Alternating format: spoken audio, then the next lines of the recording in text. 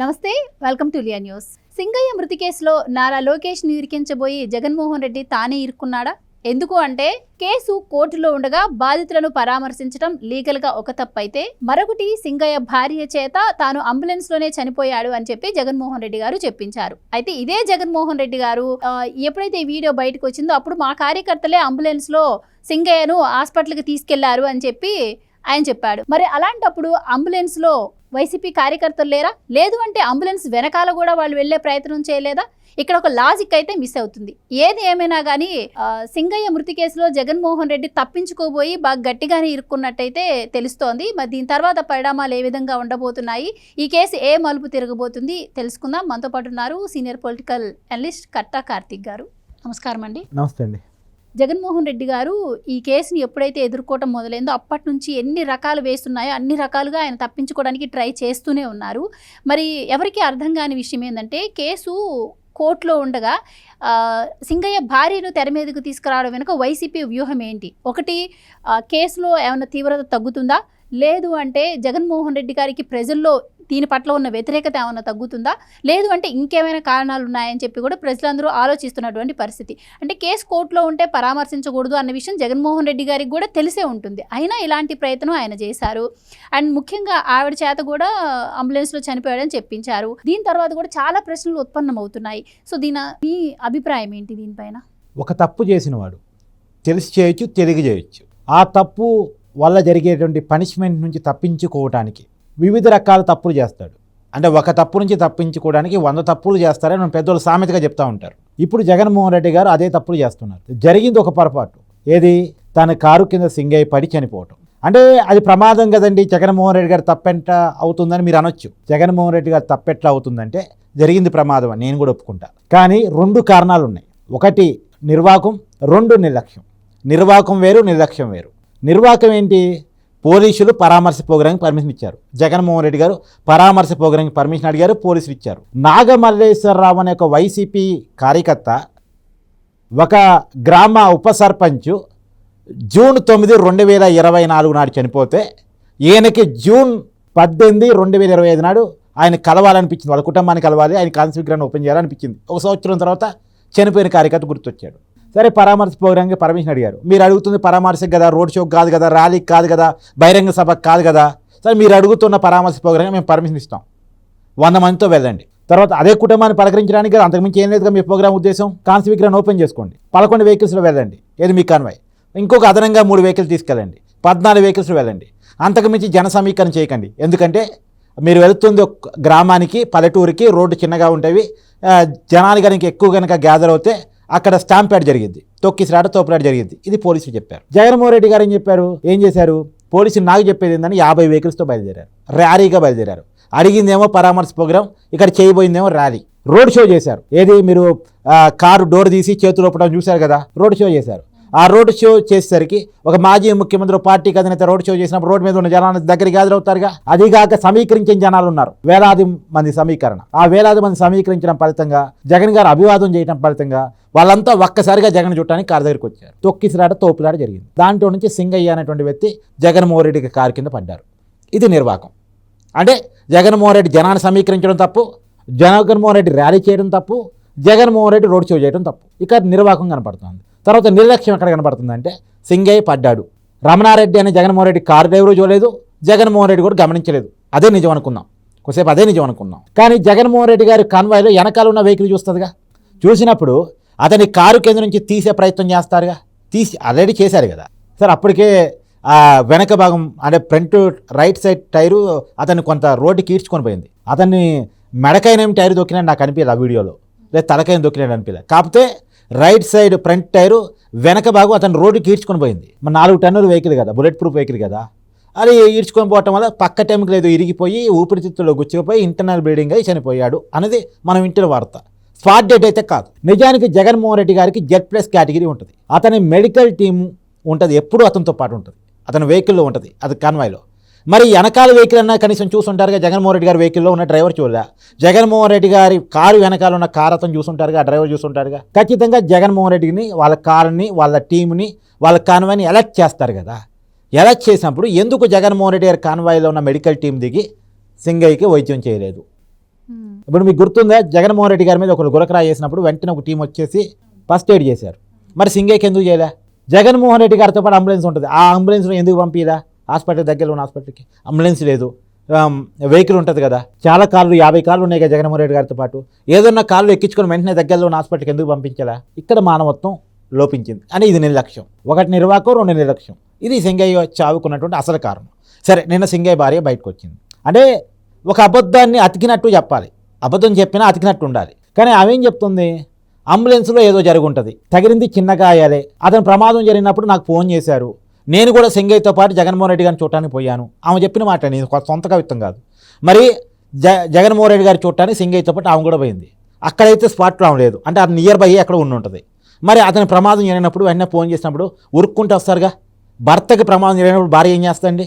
ఉట్టిన వస్తారుగా, దగ్గరికి వస్తారుగా, ఎక్కడ ప్రమాదం జరిగిందో ఆ స్పాట్కి వస్తారుగా. మరి ఆమె చెప్తుంది, అంబులెన్స్ ఆటోలో తీసుకెళ్తానంటే తీసుకెళ్ళలేదు, అంబులెన్స్ రప్పించారు, అంబులెన్స్ రావడానికి టైం పట్టిందని చెప్పింది. మరి ఆ టైం లోపల ఆమె ఎందుకు అక్కడ చేరుకోలేదు? సరే, చేరుకోలేకపోయింది, పోనీయండి. అంబులెన్స్లో ఎక్కించిన తర్వాత అంబులెన్స్లో ఖచ్చితంగా పేషెంట్తో పాటు అటెండర్ని ఎక్కనిస్తారు. అంటే స్పాట్లో భార్య ఉంటే భార్య, లేదా బంధువులు, స్నేహితులు, అదే ఊరోళ్ళు ఎవరైనా, లేదు ఎవరు ఊళ్ళో కూడా లేరు అనుకుంటే వైసీపీ కార్యకర్తలు ఎవరైనా ఒకళ్ళు తోడుగా వెళ్ళి అటెండర్గా అతను పేషెంట్తో పాటు వెళ్ళొచ్చు అంబులెన్స్లో. కానీ ఎందుకని వైసీపీ నాయకులు కార్యకర్తలు వెళ్ళే ప్రయత్నం చేయలేదు? సరే, పోలీసులు ఎవరిని అలో చేయలేదు, ఎవరిని వైసీపీ కార్యకర్తను అంబులెన్స్లోకి ఎక్కనివ్వలేదు అనుకుందాం. ఒకసారి అనుకుందాం. సరే, అంబులెన్స్ వెనకాల వెళ్ళొచ్చు కదా, ఒక వైసీపీ నాయకుడు కారేసుకొని అంబులెన్స్ వెనకాల వెళ్ళొచ్చు కదా. ఇంకా సింగయ్యకి వైద్యం చేపించాల్సిన బాధ్యత వైసీపీ మీద ఉంది కదా, అతను వైసీపీ కార్యకర్త కదా, జగన్మోహన్ రెడ్డి గారు ప్రోగ్రాంకి వచ్చి ప్రమాదం ఇరుక్కున్నాడు కదా. కావాలని జగన్మోహన్ రెడ్డి గారు తొక్కిచ్చానని అంటలే, కానీ జరిగింది ప్రమాదమే. కానీ ప్రమాదానికి బాధ్యత వహించి అతనికి మంచి వైద్యం చేపించడం కోసం అంబులెన్స్ని ఫాలో అయ్యి వైసీపీ వెహికల్స్ కూడా వెళ్ళాలి కదా, వైసీపీ లీడర్స్ కూడా వెళ్ళాలి కదా. మరి ఎందుకు వెళ్ళా? పోతే పోనీలే సింగయ్య. సింగయ్య ప్రాణాన్ని గాల్లో వదిలేశారు. ఉంటే ఎంత, పోతే ఎంత అనుకున్నారు. సింగయ్యది ఏముందిలే అనుకున్నారు. మాకు జగన్మోహన్ రెడ్డి గారి ప్రోగ్రాం ముఖ్యం తప్ప సింగయ్య అనేటువంటి వ్యక్తి మాకు ముఖ్యం కాదు కదా అనుకున్నారు.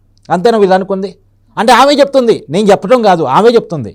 అంబులెన్స్లో ఏదో చేశారని నా అనుమానం వ్యక్తం చేస్తుందంటే అంబులెన్స్తో పాటు వైసీపీ వెహికల్స్ లేవు, అంబులెన్స్లో అటెండర్ లేడు. అంటే అంత వదిలేశారు సింగయ్య ప్రాణాన్ని గాల్లో వదిలేశారు. సరే, అంబులెన్స్లో ఏదో చేస్తుంటారు. ఆసుపత్రికి తీసుకొచ్చిన తర్వాత ఏమో కూడా వెళ్ళి చూసింది కదా, మాట్లాడింది కదా సింగయ్యతో. మరి ఆ రోజు అప్పుడే ఎందుకు చెప్పలేదు? ఒకవేళ అసలు అంబులెన్స్లోనే ఏదైనా చేసి ఉంటే అంబులెన్స్లో అయిపోయి ఉండాలిగా. మరి ప్రభుత్వ ఆసుపత్రిలో ఎలా మాట్లాడి కదా సింగయ్యతో వాళ్ళ భార్య?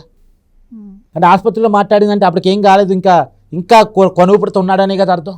అంటే మనం చెప్పేది అంటే అబద్ధం చెప్తున్నాం, నిజం చెప్తున్నాం, జనం తెలుసుకోలేని పిచ్చోళ్ళు అనుకున్నారా? వినేవాడు ఎర్రోడైతే చందమామను కూడా ఆకాశంలో పెట్టింది నేనని చెప్పొచ్చు. ఇందాక నేను అదే అన్నాను కదా సార్, అడిగాను వ్యూహం ఏంటి, ఎందుకు ఆవిడ ఇప్పుడు తెర మీదకి తీసుకొచ్చారు, అక్కడికి వస్తున్నా. ఉద్దేశం ఏంటి? యాక్చువల్గా చాలా మంది చెప్తున్నారు కాబట్టి లీగల్ పాయింట్ నేను చెప్పదలుచుకోలేదు. ఎందుకంటే నిజానికి ఒక కేసు పెట్టిందే ఈ రూత్ మేరీ, సింగయ్య భార్య. కేసులో ప్రధానమైన నిందితుడు జగన్మోహన్ రెడ్డి A2 గారు ఉన్నాడు. BNS యాక్ట్ 105 ప్రకారం జగన్మోహన్ రెడ్డి గారి కేసు నమోదైంది. మరి జగన్మోహన్ రెడ్డి గారు రూత్ మేరీని ఇంటికి పిలిపించుకొని మాట్లాడొచ్చా? ఈ కేసులో ప్రధాన నిందితుడు కేసు పెట్టిన వాళ్ళతో మాట్లాడటం అంటే ఇద్దరు లాలూచి పట్టమేగా, కేసు పక్కదారి పట్టినట్టేగా. ఏమో రూత్ మేరీని తాడేపల్లి ప్యాలెస్ పిలిపించుకొని బెదిరించారేమో, భయపెట్టారేమో, సింగయ్యని ఎలా చంపామో మిమ్మల్ని కూడా అలా చంపుతాం అన్నారేమో, ప్రలోభ పెట్టారేమో. ఇలా ఎందుకు అనుమానించకూడదు? ఇది నేరం. కేసును పక్కదో పట్టించడం, కేసును ఇన్ఫ్లుయెన్స్ చేయటం. ఒకవైపు కోర్టులో కేసు ఉండగా, విచారణ జరుగుతుండగా కేసు పెట్టిన వ్యక్తితోటి నిందితుడు ములాఖత్ కావటం, ఇది చట్టరీత్యా నేరం. ఇంకోటి కూడా, జగన్మోహన్ రెడ్డి గారి పరామర్శ ప్రోగ్రాం మీరు ఎప్పుడైనా చూసారా? రాజశేఖర్ రెడ్డి గారు చనిపోయినప్పటి నుంచే జగన్మోహన్ రెడ్డి గారు కొద్దిగా యాక్టివ్ అయ్యారు. అప్పుడు కాంగ్రెస్ ఎంపీగా ఉన్నారు. చనిపోయినప్పుడు రాజశేఖర్ రెడ్డి గారి చావును తట్టుకోలేక కొంతమంది చనిపోయారని జగన్మోహన్ రెడ్డి గారు ఓదార్పు యాత్ర స్టార్ట్ చేశారు. అప్పుడు కాంగ్రెస్ హైకమాండ్ చెప్పింది, కాంగ్రెస్ ఎంపీ కాబట్టి, పిలిచి నువ్వు ఇలా ఓదార్పు యాత్ర చేయొద్దు, ఇది ఓదార్పు యాత్ర లేదు, పబ్లిసిటీ ప్రోగ్రామ్స్ లాగా ఉన్నాయి. నువ్వు ఎవరెవరైతే రాజశేఖర రెడ్డి గారు వాళ్ళు చనిపోయారు అనుకుంటున్నావో, వాళ్ళు చనిపోయినప్పుడు ఆ బాధతో చనిపోయారు అనుకుంటున్నావో వాళ్ళందరినీ పిలిపించి నీ ఇంటికే పిలిపించి మాట్లాడు, వాళ్ళకి ఏదైనా సాయం చేయాలంటే అప్పుడు జగన్మోహన్ రెడ్డి గారు చెప్పింది ఏంటి అంటే ఇదంతా జగన్మోహన్ రెడ్డి గారు చెప్పారు.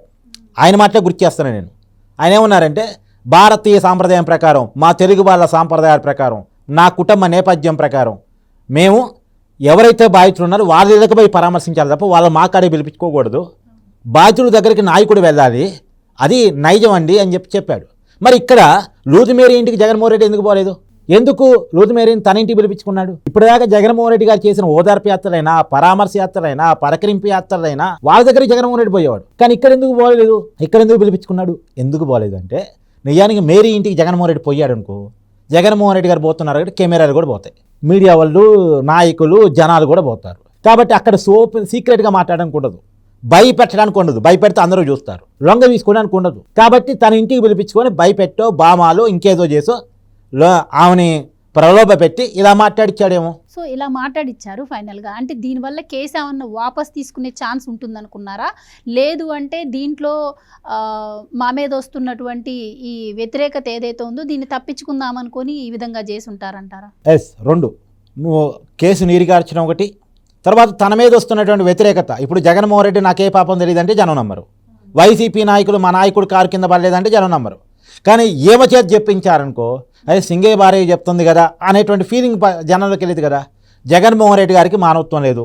జగన్మోహన్ రెడ్డి గారు వైసీపీ కార్యకర్త చచ్చిపోతున్నా పట్టించుకోడు.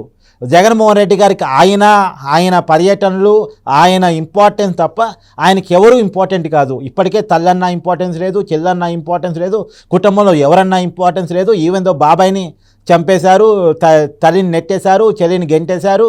ఇవన్నీ అభియోగాలను జగన్మోహన్ రెడ్డి గారు ఎదుర్కొంటున్నారు. ఈ టైంలో వైసీపీ కార్యకర్త విషయంలో జగన్మోహన్ రెడ్డి గారు వ్యవహరించిన వైఖరి ఏదైతే ఉందో ఇది చర్చనీయాంశం అయిన తర్వాత, ఇది జనంలోకి జగన్మోహన్ రెడ్డి గారికి మానవత్వం లేదు అనేది బలంగా పోతున్న టైంలో జగన్మోహన్ రెడ్డి గారిని తన క్యారెక్టర్ అసాసిన్ నుంచి తప్పించుకోవడం కోసం తనకు తాను పనినటువంటి ఒక ప్లాన్కి అర్థమవుతోంది. కానీ దీనివల్ల జనం తెలుసుకోరనుకోవటం మూర్ఖత్వం. ఇప్పుడు కోడికత్త అన్నప్పుడు నమ్మారు, గొడకరాయి అన్నప్పుడు నమ్మలేదుగా. బాబాయిని చంపేసి చంద్రబాబే చేసేసాడంటే నమ్మారు. ఫస్ట్ గుండెపోటు అంటే కొంత నమ్మే ప్రయత్నం చేశారు, తర్వాత సునీత ఎదురు తిరిగింది, పోస్ట్ మార్టంలో హత్య అని తేలింది. అది ఎవరో ఒకరి మీద వేరు కానీ అప్పుడు చంద్రబాబు మీద తోశారు, ఆ ఎన్నికలు లబ్ధి జరిగింది. కానీ ఇప్పుడు నారా లోకేష్ మీద దోద్దామంటే అంటే అప్పుడేం చంద్రబాబు నాయుడు రాజకీయ శత్రువు కాబట్టి చంద్రబాబు మీద దోసే ప్రయత్నం చేస్తున్నాడు. ఇప్పుడు లోకేష్ ఫ్యూచర్ ఎనిమిగా కనపడుతున్నాడు కాబట్టి లోకేష్ ఎదిగితే తన లైఫ్కి ఇక పొలిటికల్గా లైఫ్ లేదన్న విషయం జగన్మోహన్ రెడ్డి అర్థమైంది కాబట్టి లోకేష్ మీద దోసే ప్రయత్నం చేస్తున్నాడు. నిజమే అనుకుందాం, ఒకసారి ఆ మాటల్లోనే విందాం. లోకేష్ మనసులో వచ్చి ఆమెను బెదిరించారు. ఎప్పుడు చెప్పాలి ఆ మాట? జగన్ని కలిసిన తర్వాత, జగన్ని కలవకముందా? కలవకముందే చెప్పాలి కదా. ఇప్పుడు ఏదైతే బెదిరించారో అదే రోజు చెప్పాలి, లేదు నీకు కేసు పెట్టే రోజైనా చెప్పాలి, లేదా కోర్టులో అన్నా చెప్పాలి. లేదు అంటే వైసీపీ నాయకులు ఏదో నీకు 10 లక్షల పరిహారం ఇవ్వడానికి వచ్చారు అని చెప్పేసి వాళ్ళు ప్రచారం చేసుకున్నారు కదా, నిజం కాదు నాకు తెలియదు. కానీ ఆ రోజన్నా అంబటి రాంబాబు అన్న మరి లోకేష్ మనోహర్ వచ్చి నన్ను బెదిరించారు అని అంబటి రాంబాబు చెప్పాలి, లేదా రేర్ అప్డేట్ చెప్పాలి. ఆయనగా జగన్మోహన్ రెడ్డిని కల్పించింది, ఆయనకన్నా చెప్పాలిగా. అంటే ఈ రోజే చెప్తున్నాం అంటే నీకు తాడేపల్లి ప్యాలెస్లో ఏదో స్క్రిప్ట్ ఇచ్చారు. మామూలుగా వైసీపీ నాయకుల దగ్గర వింటుంటాం కదా, మాకేముందంటే హైకమాండ్ స్క్రిప్ట్ ఇస్తారు, వాటిని చదువుతామని మనం చాలామంది చెప్తాం. పోసానికి ఇష్టమని చెప్పాడు, అనేక మంది చెప్పారు కదా. అలాంటి స్క్రిప్ట్ ఏమన్నా ఆమెకి ఇచ్చి చెప్పించే ప్రయత్నం చేశారా? బుద్ధుడికి బోధివచ్చం కింద జ్ఞానోదయం అయినట్టు ఏమికి తాడేపల్లి ప్యాలెస్లోనే ఎందుకు జ్ఞానోదయం అయింది? ఎందుకు మాట మార్చాల్సి వచ్చింది? ఎందుకు ఇష్టారితం చెప్తా ఉంది? ఇలాంటి డ్రామాలు బంద్ చేస్తే బెటర్. ఇంకా డ్రామా పాలిటిక్స్ ఆంధ్రప్రదేశ్లో జనం నమ్మే పరిస్థితుల్లో లేరు. ఈ డ్రామాలు చూసి చూసి చూసి చూసి వేసిగారే పోయినసారి ఎన్నికల్లో ఫలితం ఇచ్చారు. ఇంకా వైసీపీ ఇంకా డ్రామా పాలిటిక్స్ ప్లే చేయాలని చూస్తే జనం తిప్పి కొడతారు. జనం పిచ్చి వాళ్ళు కాదు, వెర్రి గొర్రెలు కాదు. నేను మళ్ళీ చెప్తున్నా, చాలా వీడియోలో చెప్పున్నా ఇప్పటికే. జనాలు ఒక అబద్ధాన్ని అనేకసార్లు నమ్మొచ్చు, అందరూ కొన్నిసార్లు నమ్మొచ్చు, కానీ ప్రతిసారి నమ్ముతారనుకోవటం తప్పు, మూర్ఖత్వం, పొరపాటు. ఆ పొరపాటు నుంచి వైసీపీ గుణపాఠాన్ని నేర్చుకుంటే మంచిది. ఆ పొరపాట్ల ఫలితంగానే గత ఎన్నికల్లో మీకు 151 సీట్ల నుంచి 11 సీట్లు వచ్చాయి. దాని నుంచి రియలైజేషన్ కాండి. ఇంకా డ్రామా పాలిటిక్స్ బంద్ చేయండి. ఓపెన్గా జగన్మోహన్ రెడ్డి కలిసింది కళ్ళకు కనపడుతున్న తర్వాత కూడా జగన్మోహన్ రెడ్డి గారిని కలిసిన తర్వాత చెప్పే స్టేట్మెంట్లు ఎలా నమ్ముతారని అనుకుంటున్నారు మీరు? అసలు మొత్తంగా ఆయనకే డ్యామేజ్ అయిందంట. ఖచ్చితంగా అండి, ఖచ్చితంగా ఖచ్చితంగా. థ్యాంక్ యూ సో మచ్ అండి. Please subscribe to Leo news for more videos.